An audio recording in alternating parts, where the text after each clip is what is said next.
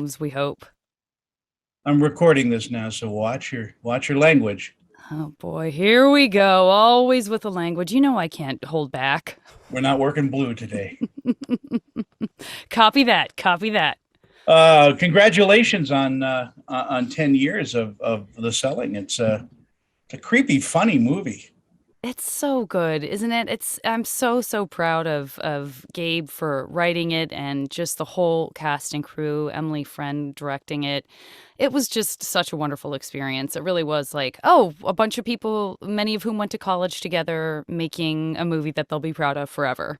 I have a film like that in my history. It's The Attack of the Killer Tomatoes, and I'm proud to be in it. But Love it. yet, you kind of go, wow, this was, we can never do it again because of the history involved in doing it. So You get it. You get yeah, it. yeah. So I mean, do you like watching yourself? Do you stand like I can't stand seeing Yeah. myself on anywhere. Yeah, it's a really good question. I would say like anything, when you do it long enough, you sort of toughen up to it. At least I have kind of built calluses that I definitely didn't have when I was younger. But it is like a callousing kind of experience. Like there's still stuff that I would maybe cringe at, but for the most part, I think I cringe when I definitely am in something or have done something that I think could have been better. But with a movie like The Selling, everything that's surrounding my performance and just the writing was so good and the experience of shooting it was so pleasant that it is something that I have no problem watching. And I can't say that about everything. So when I watch it, I really enjoy it. I don't think there are even that many moments where I'm kind of going, oh wow, really? Are my nostrils that big or whatever it is that we think to ourselves. It's when something's that good, you can sort of see it holistically and it removes ego, and that is the best gift you could possibly get from a project, I think, is to just, lose your ego from it's not about that. It's about how good it is and how great everyone was. And you're working with a bunch of great people. I love Barry Bostwick. I think Oh, the man can do anything. he's a treasure. He's a treasure of a human being as well. He's definitely in the don't meet your heroes department. He does not apply at Yeah. all. He's well worth spending any amount of time with that you can. And Simon, one of his first things was this movie. Simon, yeah, Simon was, I mean, I think he was, I guess the Big Bang Theory had probably already started, but he had worked with Bob Odenkirk and done a bunch of sketch stuff. And he does improv with me in kind of a improv group that I'm in. And he's so brilliant and just so unique and special. And yeah, it was so great to have him be a part of this as well. How has improv improved your acting skills? I would say it's improved my acting skills, but even more so, I feel like it's improved my skills at just being a clumsy, dumb human being because it gives you permission to fail and it gives you permission to get good at something. And a lot of people have that experience doing other stuff like starting a sport that they don't know anything about or, deciding to learn how to scuba dive. But there are others of us who, maybe we were kids who were tough on ourselves for one reason or another. And it was like if you try something and you don't have a natural aptitude for it right away, there's a sense of, oh, I don't belong here. I don't belong doing this thing. And so for me, improv kind of was that gateway into just spectacular failure, being okay and being, in fact, necessary to get better at something. And so if you can give yourself permission to do that in that environment, I think you find that you're thinking faster on your feet just in your day-to-day life. You're more comfortable meeting new people. You have less social anxiety. And yes, your instincts you're sort of more in touch with the moment and with your instincts and with, again, letting go of that ego when you're acting. And so I think that definitely helped my performance, and I think it helps a lot of people who, I mean, it helps CEOs sometimes who decide to take an improv class. So it works across the board, it seems. Well, for me, it trained me to listen, just to shut up once in a while and just listen to the other actor. That's such a good point. I should have said that first. I'll be your writer from now on. Thank you. Thank you. I would imagine that, and this is just out of my own experience, but hosting something is a lot more difficult than acting in something, because hosting, you have to be yourself, and a lot of people don't like being themselves on camera. You're right. It's completely different muscle, like if we're talking about muscles, and it is, you can really see how someone would love doing one thing and not like doing the other. And so, it makes sense. And that crosses over into stand-up comedy as well. I think, somebody who wants to be a stand-up comedian might not want to host something because they feel like they have to get their act down and everything they say seems spontaneous but is in fact very controlled. And if you're acting, obviously, as you said, you have a script, you're a character, you can disappear inside of that and you don't have to kind of own your own personality. And then if you're hosting something, you're right. While you might have a script, the idea is still to kind of be connected to whatever you are, whatever you've got to offer, and just lean into it, even if part of that is making fun of yourself. So you can see how all of those things are different. I happen to be a person who likes doing all of them. And I think in the podcasting kind of mecca that exists today, it's turning out that more people are getting more comfortable with that than ever before. What do you think about that? I think podcasting is therapy for a lot of people. Great point. I think they find themselves, rather than in interviewing, because you are a great interviewer. I've seen you do it, and I followed you into junket rooms. Were you on War of the Worlds? Did you do that junket? No, I didn't. Uh-uh. But I know Dinner and a Movie was there, because it was either you or I forgot the guy's name that used to host. Yeah, like maybe Paul Gilmartin could be. Yeah. Yeah. But I mean, getting those interviews and not being nervous but not showing it, is great. But I'm an 8-year-old kid when I interview too, and so I let that part of me out, and it's therapeutic because I get that answer I've always wanted, from the movies. How about you? Yeah, I think you're right. I think you have to be a person who's genuinely interested in not just one specific thing, but just interested in other people in general. So that you are maybe the person who is very alive in that kind of scenario and making that real connection. And it's just like you said with improv is, are you present, and are you finding opportunities to create a quality conversation that stretches beyond whatever the 5 questions you're quote unquote supposed to ask are? And that doesn't mean, being disrespectful and like prying or anything like that. But I think anything you can do to help pull someone out of like the glazed over experience of what it means to be interviewed about the same thing over and over again, everybody wins. They're going to have a good time. You're going to have a good time, and you're both going to look better for it. Well, you have to throw in a question or two that just, wakes people up. Like, where do you buy your shoes? That's right.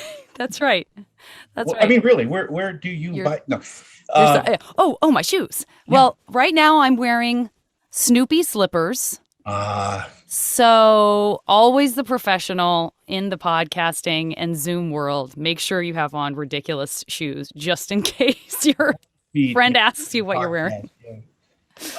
And what do you do when you're not America's favorite actress? Do you cook? Do you go hiking? What? I mean, you're in great shape. What do you do?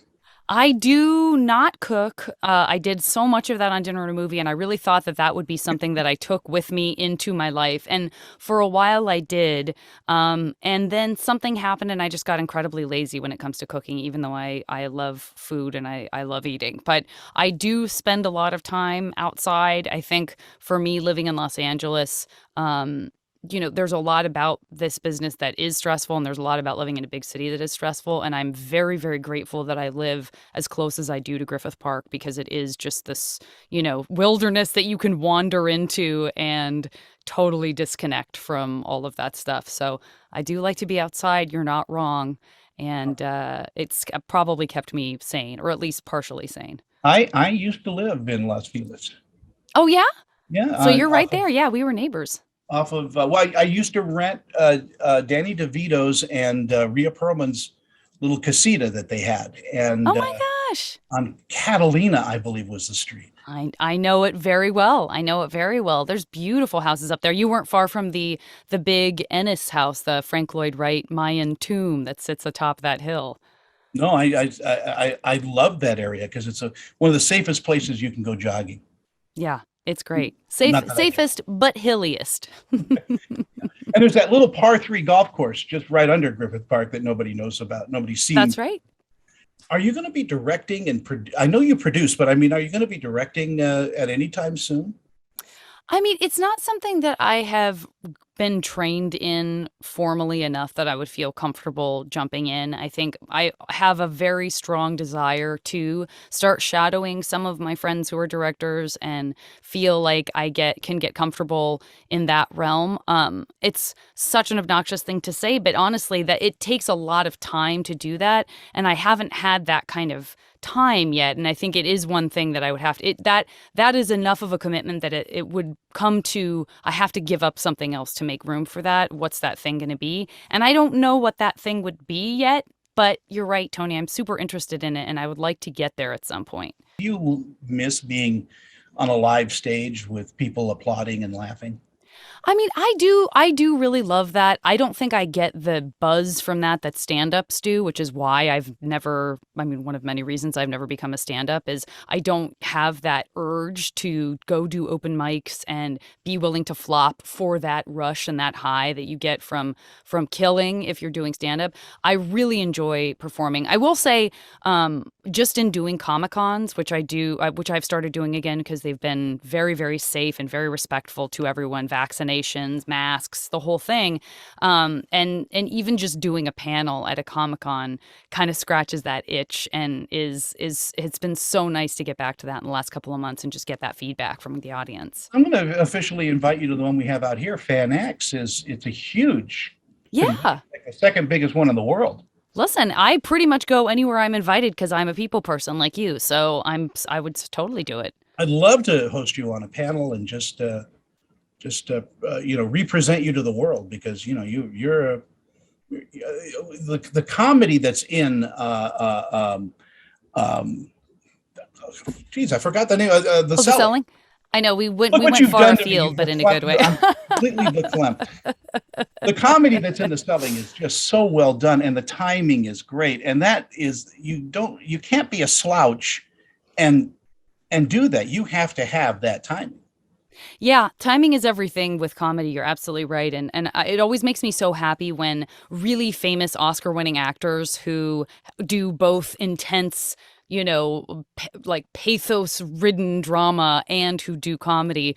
I love when they say comedy's harder. It's the best feeling in the world, right? Because while I don't know if I agree, I appreciate that people understand that it's hard to do something very effectively and be funny, and especially with a funny movie, that has to cross the boundaries of not just directing and acting, but editing, right? I mean, editing is everything in comedy. So that's a real example of a team effort because something could be hilarious when you're shooting it. And if it's cut wrong, it feels awkward and stilted and unfunny and weird. As you know, this conversation we had was pointed toward the 10th anniversary of The Selling, and what a great film. Everybody should get it. Everybody should rent it, and everybody should send you like $10 because. But we will gladly pass it on. I would love to circle back when you have some time and actually do a longer interview with you for my my syndicated TV show that I do. Sure, of course, I'd be honored. I'm gonna tag you on Twitter or someplace, and we'll work that out. Great. And it's great catching up with you. Like I said, I mean, you did those interviews. From this end, how difficult sometimes this can be, but you made it so easy. It's like butter. It's like butter. It's listen, butter's delicious, and you can use it in almost everything. So if that means that I'm versatile, I'll take it. I'm butter.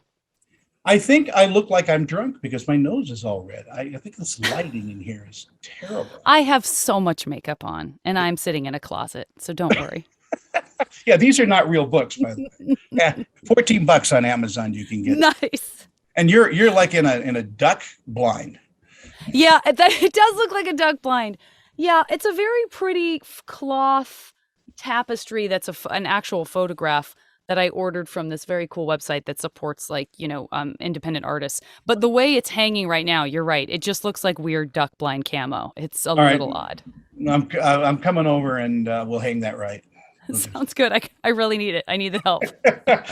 Janet, it's such a pleasure to chat with you. And like I said, let's swing back around and do a little bit deeper and longer interview. I just think you're a great conversationalist, and I'd love to talk with you a little longer. Oh, for sure. For sure. Yeah. And you can find me on my website too. Email me directly because it's just at Janet Varney. So that's easy. Oh, okay. Well, Yeah. I'll replay that so I can remember because I'm old. Nice. Anyway. Understood. Take care. Have a great day. All right, my friend. Okay, you too. Bye-bye. Thanks for having me.